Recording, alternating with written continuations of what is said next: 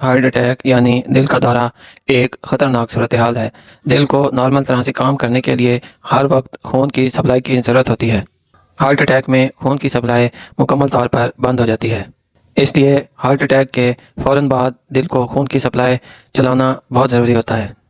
Heart attack کی ایک سے زیادہ قسمیں ہیں، جن میں سے ایک قسم ہے ایس ٹی ایلیویشن MI۔ اس قسم میں ECG میں ایس ٹی سیگمنٹ ہوتا ہے، وہ ایلیویٹ ہوا ہوتا ہے، یعنی اوپر کی طرف گیا ہوتا ہے۔ دل کے جس حصے کی خون کی سپلائی بند ہوئی ہوتی ہے اسے آر پار نقصان پہنچتا ہے، جس سے مریض کو شدید قسم کی پیچیدگیوں کا سامنا کرنا پڑ سکتا ہے۔ پیچیدگیوں کی وجہ سے مریض کی طبیعت اچانک سے بگڑ سکتی ہے۔ اس طرح کے ہارٹ اٹیک یعنی ایس ٹی ایلیویشن MI میں دل کی بند شریان کو فوری طور پر اینجیوپلاسٹی یا بائی پاس کے ذریعے کھولنے سے مریض کو بہت فائدہ ہوتا ہے۔ اینجیوپلاسٹی یا بائی پاس مریض کی زندگی بچانے میں اہم کردار ادا کرتا ہے۔ ہارٹ اٹیک کی علامات شروع ہونے کے بعد شروع والے 12 گھنٹے بہت اہم ہوتے ہیں۔ S T elevation heart attack کی قسم کی علامات شروع ہونے کے 12 گھنٹے کے اندر اگر مریض کی دل کی شریان کو اینجیوگرافی کے بعد اینجیوپلاسٹی کر کے کھول دیا جائے اور اس میں سٹنٹ رکھ دیا جائے تو اس سے مریض کی آنے والی زندگی پہ بہت اچھا اثر پڑتا ہے۔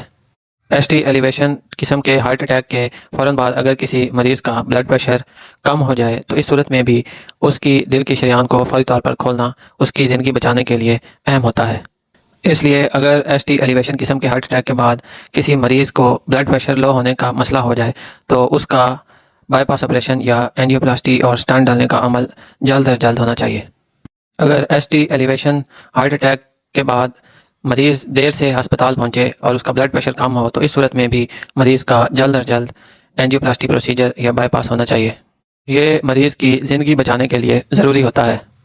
ایس ٹی ایلیویشن قسم کے ہارٹ اٹیک میں دل کے پٹھے کو آر پار نقصان پہنچتا ہے، جس کی وجہ سے دل کا سٹرکچر خراب ہو سکتا ہے۔ مثال کے طور پر دل کے جو نیچے والے خانے ہیں جن کو وینٹریکلز کہا جاتا ہے، ان کے درمیان میں ایک دیوار ہوتی ہے جو انہیں الگ رکھتی ہے، جس کو وینٹریکولر سیپٹم کہا جاتا ہے۔ اگر اس وینٹریکولر سیپٹم کے خون کی سپلائی مکمل طور پہ بند ہو جائے S T elevation heart attack کے بعد تو اس کے اندر سوراخ پیدا ہو جاتا ہے۔ اس کو وینٹریکولر سیپٹل رپچر کہا جاتا ہے۔ دل کے اوپر اور نیچے والے خانوں کے درمیان میں والو لگے ہوتے ہیں۔ کچھ مریضوں میں ایس ٹی ایلیویشن قسم کے ہارٹ اٹیک کے بعد والو کے سٹرکچر کو نقصان پہنچتا ہے، جس کی وجہ سے والو لیک کر جاتا ہے۔ کچھ مریضوں میں ایس ٹی ایلیویشن قسم کے ہارٹ اٹیک کے بعد دل کی بیرونی دیوار کو آر پار نقصان پہنچتا ہے، جس کی وجہ سے اس میں سوراخ ہو جاتا ہے۔ ان تمام صورتوں میں مریض کا ہارٹ اٹیک کے بعد سانس بہت زیادہ خراب ہو جاتا ہے۔ مریض کو گھبراہٹ اور دل کی دھڑکن محسوس ہو سکتی ہے۔ ہارٹ اٹیک کے بعد دل کے سٹرکچر میں اس طرح کی خرابیاں پیدا ہو جائیں تو اس کو ٹھیک کرنے کے لیے فوری طور پر مریض کا بائی پاس آپریشن اور جو پیچیدگی ہارٹ اٹیک کے بعد پیدا ہوئی ہے اس کو ٹھیک کرنا ضروری ہوتا ہے۔ جن علاقوں میں دل کے ہسپتال نہیں ہوتے وہاں پہ ایس ٹی ایلیویشن قسم کے ہارٹ اٹیک کے بعد مریضوں کو خون کے لوتھڑے توڑنے کا ایک انجیکشن لگایا جاتا ہے، جس کو SK کہا جاتا ہے یا سٹریپٹوکائنیز انجیکشن کہا جاتا ہے۔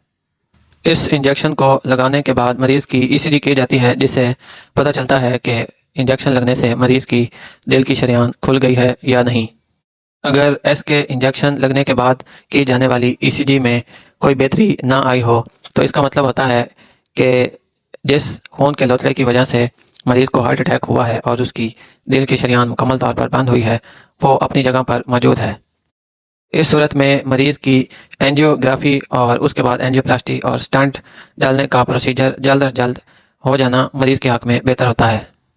جس مریض کو ایس ٹی ایلیویشن قسم کے ہارٹ اٹیک کے بعد SK انجیکشن لگا ہوتا ہے تو اس کے بعد اس کی اینجیوگرافی اور اینجیوپلاسٹی کے ذریعے سٹنٹ ڈالنے کا پروسیجر انجیکشن لگنے کے 3 گھنٹے سے 24 گھنٹے کے اندر اگر ہو جائے تو اس سے مریض کو سب سے زیادہ فائدہ ہوتا ہے۔ ایس ٹی ایلیویشن قسم کے ہارٹ اٹیک کے بعد بعض دفعہ مریض جس ہسپتال میں ان کی اینجیوپلاسٹی ہو سکتی ہو وہاں دیر سے پہنچتے ہیں۔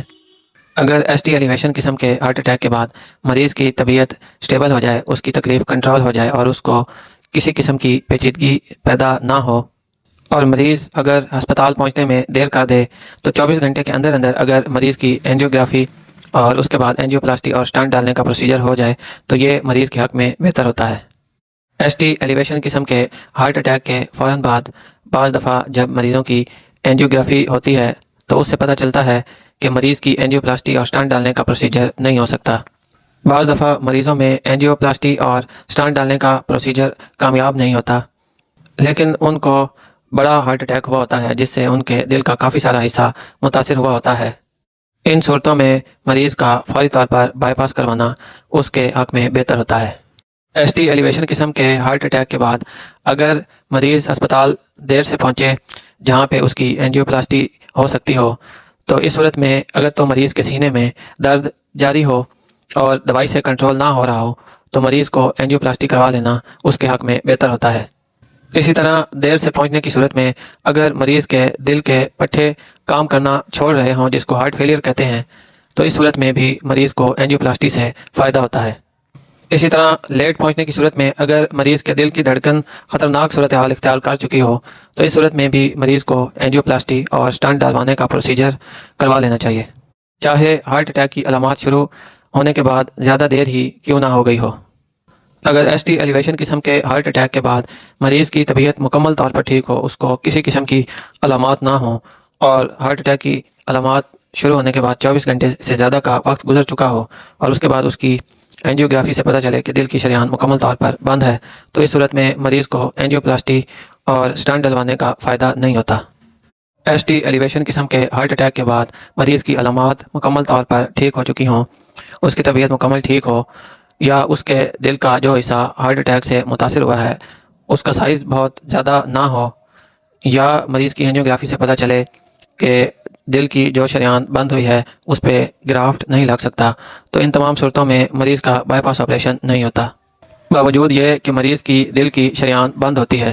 اگر آپ کو اس ویڈیو میں بتائی گئی معلومات سے کوئی بات سمجھ آئی ہے تو اس ویڈیو کو لائک کریں اور شیئر کریں۔ شکریہ۔